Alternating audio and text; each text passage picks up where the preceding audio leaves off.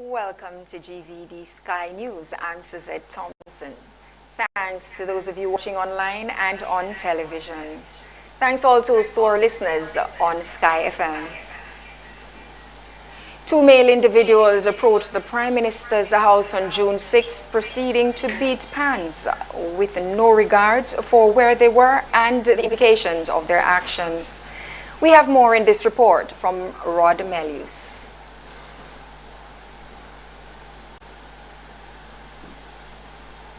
On Sunday, June 6, 2021, the residence of the Prime Minister became a show of the level of disrespect for leadership in St. Lucia.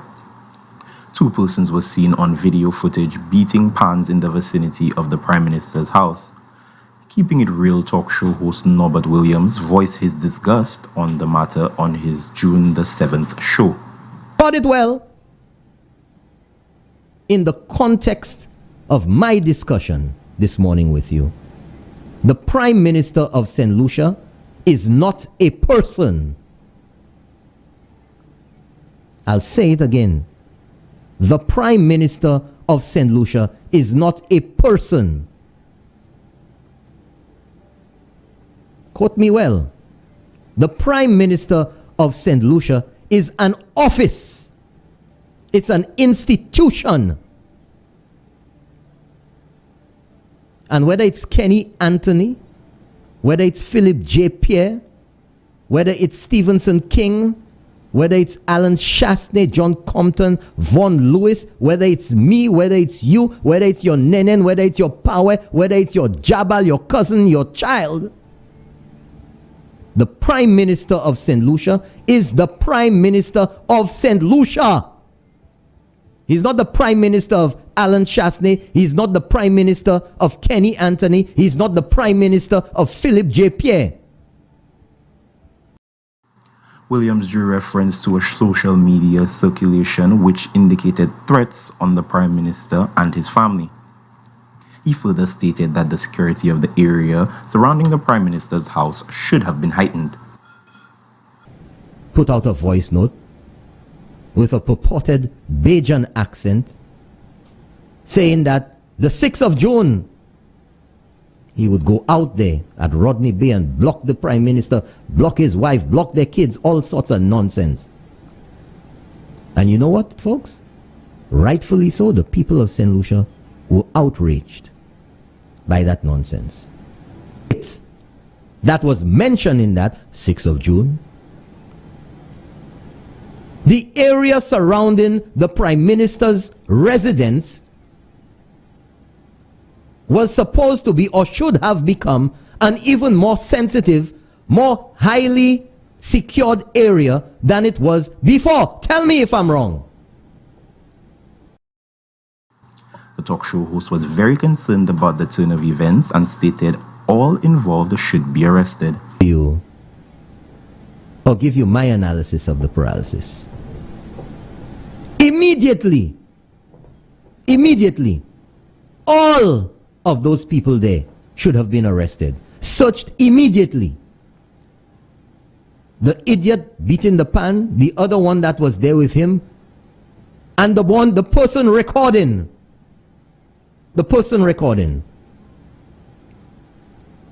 Because under the circumstances of what has happened over the past 2 weeks, the threats that were made, the initial evaluation of that St. Lucia, of that situation, is that all those there were acting in concert. Number one, I give you the scenarios. You don't know if those people had any plans of violence. You don't know. Because what you have to evaluate it as, first off, worst case scenario. And then you start coming down. Did he have a gun on him? Immediately these people should have been searched. The phone should have been confiscated. The vehicle should have been searched. Those people should have been detained for the maximum period of time permissible under the law in order to conduct investigations into whether there was any more to their presence there, especially in light of a threat that had been made before, mentioning that specific date, yesterday, June the 6th. You had to search all of their homes, all of their vehicles, and particularly that at least one of these people is the person who was arrested and charged before for obstructing traffic, if you want to use it lightly as that, impeding traffic on a highway when the two of them were driving up, was seen on video on vidbouteille, blocking traffic, driving at 5 miles an hour in rush hour traffic, creating a nightmare. Threat on the life of any person is a criminal offense and should be treated as such. Thank you, Rod, for that. Prime Minister Alan Chastney has expressed his gratitude to his supporters over their concerns of Sunday's incident at his private residence. Following Sunday's disturbance at Prime Minister Alan Chastney's private residence, the PM thanked his supporters for their concern and assured them that he is okay. Mamai Flabo, I want to thank all of you who've been calling me to find out if I'm okay when you heard about the incident that took place at my home on Sunday morning. I'm fine, thank you. The PM encourages his supporters to ignore the desperation of the opposition, as the noise made with the pans were an example of who the opposition is. But I have to say to you, I was a little bit disappointed, because when these guys came in that hour in the morning, I thought what they were doing was bringing me some breakfast, some nice sauce, and some good boudin. But in typical Labour style, all these promises and they can't deliver anything. Instead, they came with empty pots and pans and making plenty noise.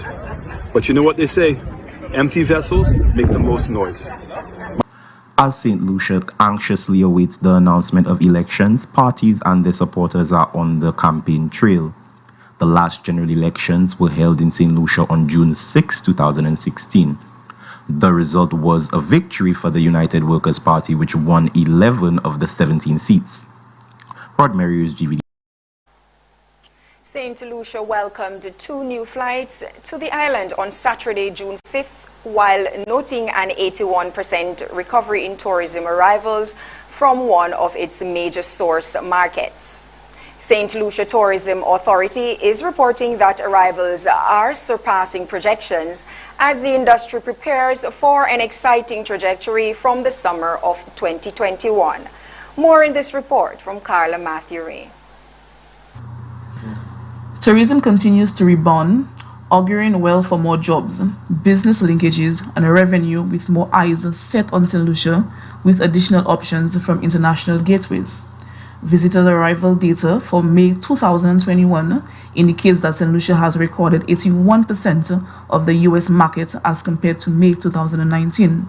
Since the reintroduction of tourism on June 4, 2020 to date, St. Lucia has welcomed over 80,141 visitors.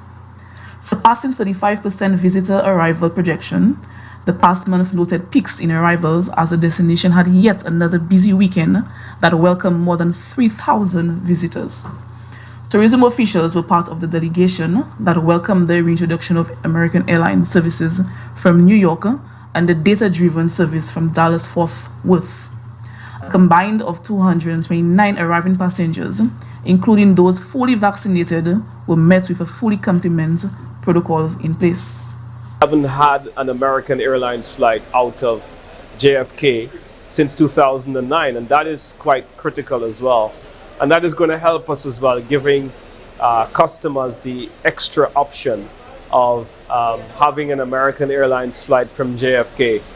That really is going to create a lot of competition on the route for JetBlue. Whenever there is competition, the price is likely to go down. It makes us more competitive. So I think that it's very, very good all around, and we're very excited. And I think really we have to continue to build from here.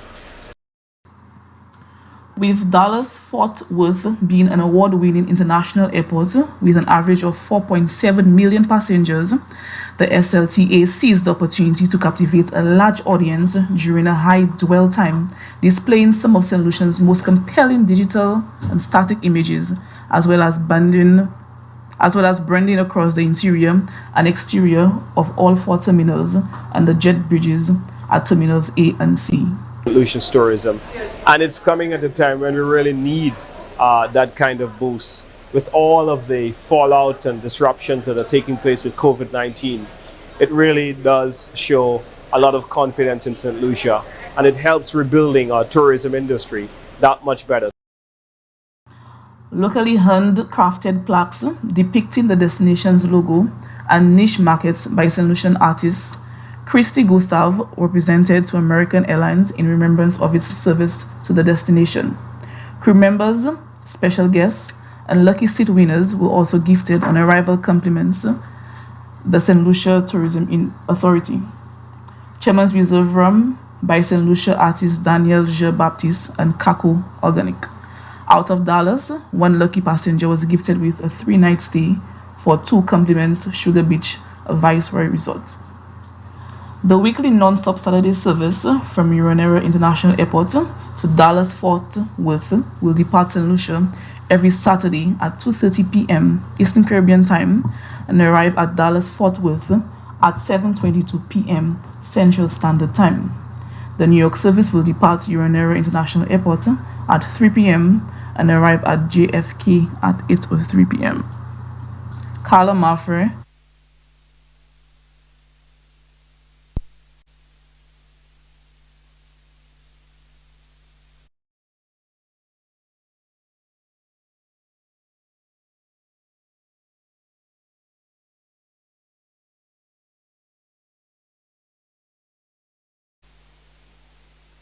Good day and thank you for tuning in to GVD Sky News. I am Rod Mears. Winds will be blowing from the east at 21 miles per hour or 33 kilometers an hour. An upper level trough will cause an increase in showers and cloudiness over the central and northern half of the Lesser Antilles over the next 24 hours. Moisture and instability associated with the passage of a weak tropical wave will continue to generate some cloudiness and showers, mainly over the southern half of our region during the forecast period. A tropical cyclone formation is not anticipated over the Atlantic during the next 2 days. Please anticipate a possible reduction in visibility and air quality as a result of the Saharan dust haze over the next few days.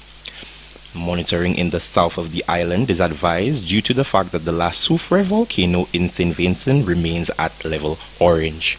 Back to you, Suzette.